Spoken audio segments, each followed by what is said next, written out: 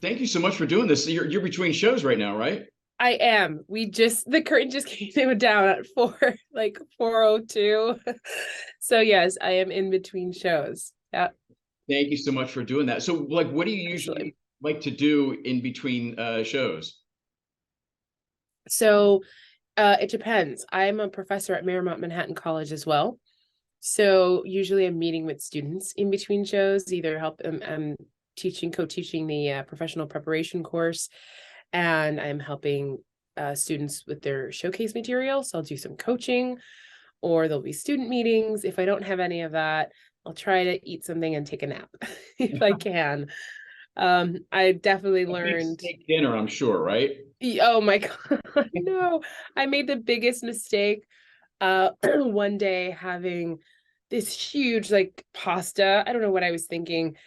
And it was the biggest mistake because I was so full for the second show and I was also so tired. So I also have to be really careful about what I eat in between shows as well. And we have a shorter time span on Wednesdays. So we have a 7 o'clock curtain on Wednesdays. But on Saturdays we have a little bit of a longer break, which is nice. But yeah, if I can sneak in a nap, that would be great. If I can, when I can. But it's tricky right now with my scheduling. So Well, I would think it's got to give you like a huge amount of cred, like with your students, like being in a show right now. I mean, not yeah, along with your background of other shows like that, but I mean, sure, of course. I mean, anytime, I think as a student, if you have a professor who's in the field, and also a practitioner as well, sometimes when actors or, and people transition into academia, they tend to only focus on that and don't get the opportunity to continue pursuing the craft. So I feel very fortunate to have transitioned into theater education, but still get to pursue the craft and do the thing, and also have students come see me, which has been really wonderful and really exciting. right. I think we might know. You did Kiss Me Kate. Do you know Terrence Archie? Yes, I do. Yeah, I did Yes. a show with him at the Old Globe in San Diego. Amazing. What show did you do? We did Guys and Dolls. Okay, Yeah, he was Sky, fantastic. and I was Harry the Horse. Okay, Yeah, amazing. He's yeah, wonderful. he's such He's a cool guy. wonderful. So Yeah, talented, so talented. freaking talented. Yeah, he's great. He's got a voice on Hmm. it, man. Whew. Oh my gosh. Yeah, he's amazing. So I've heard nothing but good things about the show. So congrats. Thank you. Thanks so Uh, much. yeah. You play Kristine. So when you first auditioned for the role, was there anything that particularly grabbed you? Something like, oh, I have this hook now. I know like how I can play certain her. Absolutely. I could relate to her on so many levels. This is someone who has had to take care of her family, has worked, and for a woman at the time, like she even has a line, she's like, my whole life I've worked, right? And she's doing all these jobs to make ends meet and support herself. And that's not very far from the experience I've had as an actress, where I probably have logged in more hours in a day job serving tables than actually getting the opportunity to pursue the craft, because it's just so competitive and it is such a hard field. And however the chips have fallen for me in the past, I've worked many different kinds of day jobs, and that was definitely a hook for me of sort of knowing like what that is to like. There's another line where she says these last 3 years have felt like one long work day. And that really resonated with me. I have a family, I have younger children as well, and we're here in New York City trying to live life as well as we can, but I also don't come from generational wealth. So with that comes multiple jobs, whether it's teaching, whether it's also managing at the restaurant or working or picking up shifts or, so that was a very easy hook for me. All your kids. Mine are 6 and 4. 6 and 4. Okay, so Yeah. you're in the throes. You're almost at it. Well, it's getting probably a little better for you. I'm 5 and 2. Oh, yeah. So the 2-year-old is just, oh man, big Crazy. feelings. Crazy. He had the biggest meltdown this morning because he wanted mac and cheese for breakfast. And we were like, it's not what you're getting, and just lost it. But also so sweet and so loving. But it's a lot, as you know, with kids. Are you here in the city? No, I'm actually I'm in San Diego actually right Oh, now. you're Yeah. in San Diego. Okay, very cool. I mean, it's still hard, right? Yeah. There's so much they require so much responsibility, and there's so many tending to their needs, and then it's very easy for you to put your needs last. At least I find that in my case. I just, I want to be better about putting myself first if I can, but it's hard when they're that small and they need you so much. Yeah. Yeah, Yeah. I know. I'm getting sidetracked, but I know like when I've done shows, sure. and it just like, especially when they're so young, it just kind of kills me. Like I'm not like at their bedtime, and yeah. Absolutely. And my daughter Grace, she now is old enough to kind of understand. And I'll tell her, I can't pick you up from school today. And I was like, I have two shows. And she's like, what? You have two shows? So she definitely misses me more than Ellie. Ellie doesn't, he's still young enough to not quite fully understand, but Grace does, and that's hard. That's Yeah. definitely tough.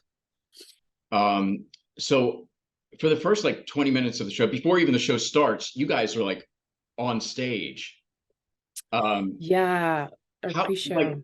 when you first heard about this going into the production, uh, like what did you think of? Like I've had to do stuff like that before, and I'm like, oh man. Yeah, we're on stage for the pre-show. It's probably like maybe 10 minutes. It's Okay. not too long.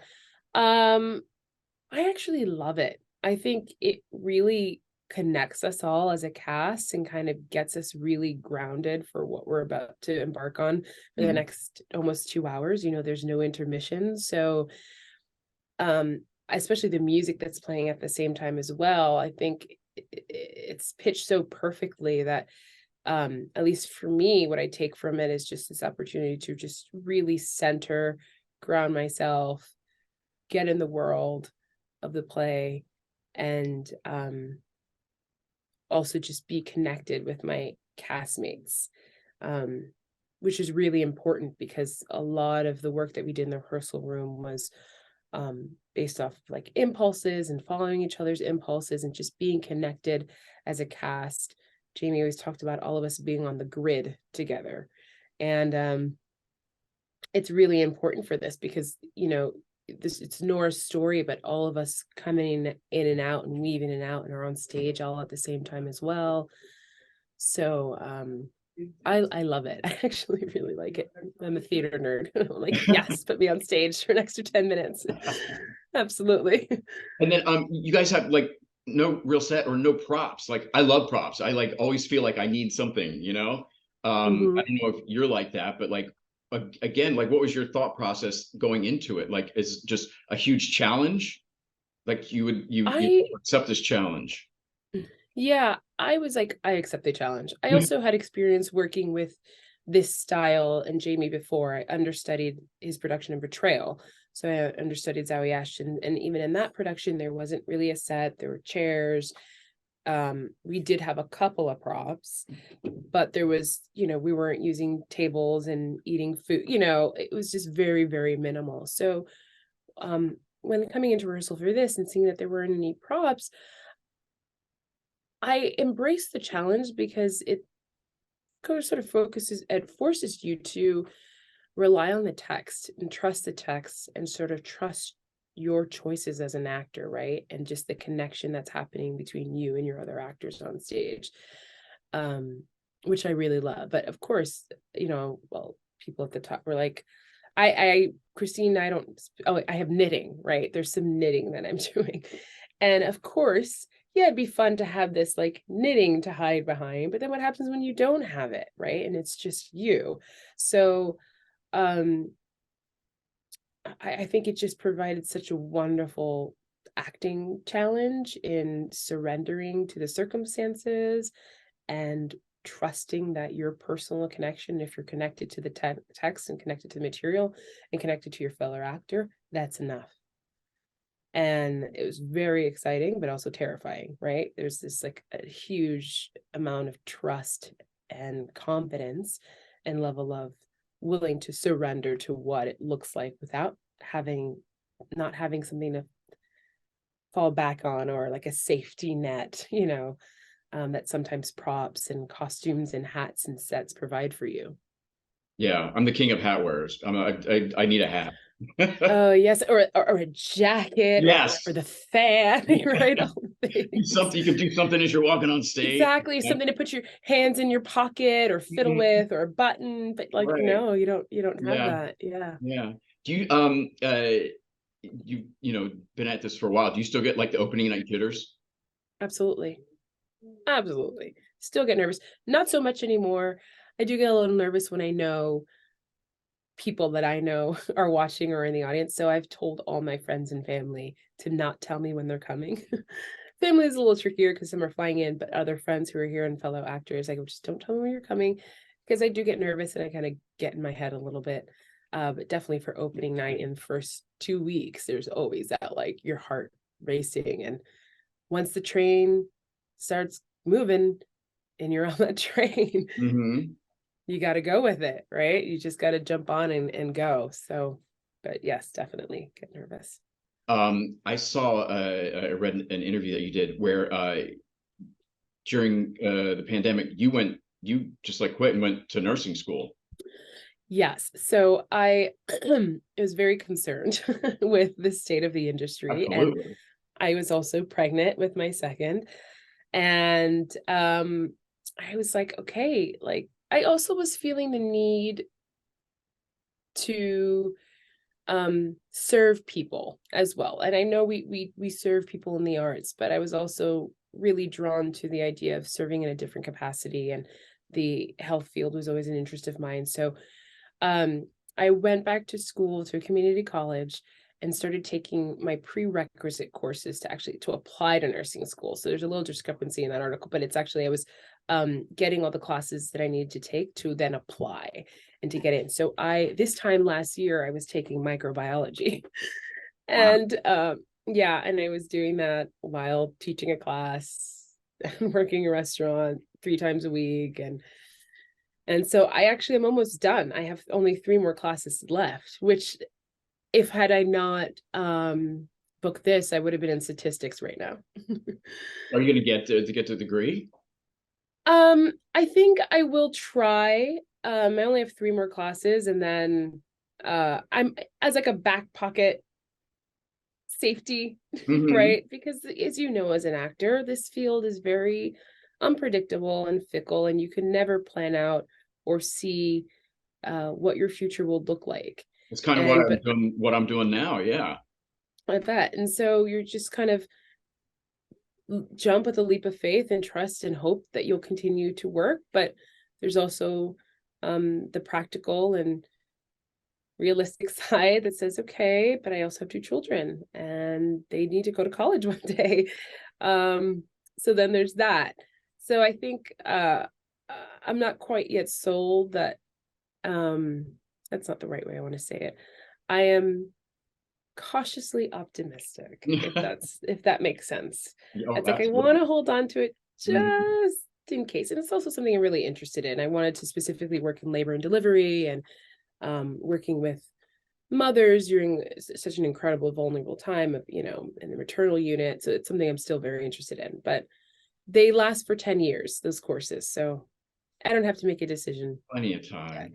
I've got time. So I've was it got your time. intention to always come back to acting or My intention was that I was probably going to give myself another year or so, or 2 years in the business, and then I was just going to go to nursing school and be a nurse and leave the business. Um, Strangely enough, I haven't had the most linear career as an actor. I've been here in the city since 2006. I graduated from Carnegie Mellon, but I didn't have an agent. So I had first 7 years, I didn't even have an agent. I was booking work off of open calls. There were moments where I did 2 shows in a year, and then there were moments where I didn't work for 2 years. The year I got pregnant with my daughter, I tested for a pilot, but I didn't get it. And then I might have done 2 other things. And then after I had my daughter, I was like, okay, I'm ready. Like, and didn't work that entire first year. And then until 2019, excuse me, that's when I booked Kiss Me Kate and then Betrayal back to back. So it was like feast or famine, Mhm. right? It's like I go from not working to then 2 Broadway shows back to back, and then the pandemic came. So it's a lot of this. But it's, yeah. So in my head, I was like, okay, I don't know how much longer I can kind of continue the up and down. You get to a point where you're like, okay. And I keep saying I'm gonna give myself to, I'm 38. So I was like, okay, well, maybe I'll give myself to 40, but that's still very young, right? So it's just kind of a matter of, am I finding ways to be fulfilled outside of not working on a show, or not, right? Like, how am I filling my well in other ways? And I think that's so important for actors to have, because the work can be inconsistent. And so then how do you keep yourself afloat and motivated and excited about the work and excited about what you're doing in the in between? Yeah. Yeah. I mean, that just like speaks, I know exactly, like, Right? Yes. I mean, it's all of us. It's like, yes, I'm doing, and this is real talk. Like, yes, I'm doing this right now. This is a great opportunity. But then in June 11th, June 12th, it's over. Right. And then we're all sort of hopefully get an back extension in the maybe for like same. 2 weeks or a month or something. I know. Well, we already extended by a week, Oh, yeah. because, yeah. And unfortunately, we won't be able to extend anymore because Ariana and Jessica have other commitments to other projects. But and of course, let's hope that between now and then, maybe I do get the opportunity to be able to jump into something else. But because that hasn't been the narrative for me in my career, as much as I'm trying to like manifest it and also really stay hopeful, I'm also staying practical. So it's a balance, and it's just sort of where I am. I think maybe if I would have had this happen to me 10 years ago, I'd be speaking a completely different tune. I keep going forever, although I No, it's okay. absolutely could. But No what has worries. been your worst audition ever? Oh boy. Oh my gosh. I had this audition for this TV show where the casting director, so I came in, I was so excited. It's like, do you have any questions? Well, it's like, okay, you don't what happened? I came in, he asked if I had any questions, I didn't. And the entire scene, he never looked at me, he didn't look up at me once. Just read through everything without even looking at me. Right. And it's the lines are like, okay, great. Did you go to the store? Fantastic. Wait, what do you mean? Sure. Okay. Like, gave me nothing. But what really hurt was that didn't acknowledge my presence in the room, didn't even look up at me. And then when we were done, he just said, okay, thank you. That was it. Oh. And I felt like this big. I mean, I have many. That was one. I've had auditions for musicals where I've completely cracked and like really bad note. And then you're like, oh, I'm sorry. Can I go back and do that again? And like, you sure you take it again? And then you crack again. Mm-hmm. And then you go like, sorry, just do it one more time. And then you just sort of push through and finish the song. And everyone's like, thank you. Thanks for coming in. Yeah. I've had music auditions where I've forgotten the song midway. That's the worst. Yeah. Anyway, Oh my gosh, worst nightmare. yeah, it was fun. That was great. I know. Good times, right? Right. Well, hey, thank you so much for doing this. For me. Absolutely. I'm coming to New York in actually like 3 weeks, and I think I'm going to come see the show because I'm Oh looking. my gosh. Please do. And if you do, my goodness, shoot me an email, or I don't know, like I'd love to say a quick hello, or if you have time, no pressure, Yeah, but okay. please do, please come see the show. And Sounds I don't great. know how you are awake right now. You have so many things, 2 kids, you're a professor, and doing this show. I'm exhausted, and I don't do anything. So, Yes. Well, thank you. I don't know. I think it's just sort of pushing. I'm gonna, when this is all done, I'm gonna give myself a nice 2-3 days to just, go to a staycation, sleep in, and try to catch up. But more than 2 or I'm 3 days, like at least 7. I know, I know. I just keep reminding myself that it's temporary, and I also am just trying to stay in gratitude for this moment and for this opportunity, and also just accept it's just where I am. It's just the life cycle I'm in, and it's okay. I'm again always just feeling so fortunate and grateful, and to even be in this position. So Yeah, well, that's I getting wish me you through. nothing but success. Thank you. Thank you so much, Lance. It was really nice to meet you. Thank you Nice. so much for taking some time to meet with me and chat with me.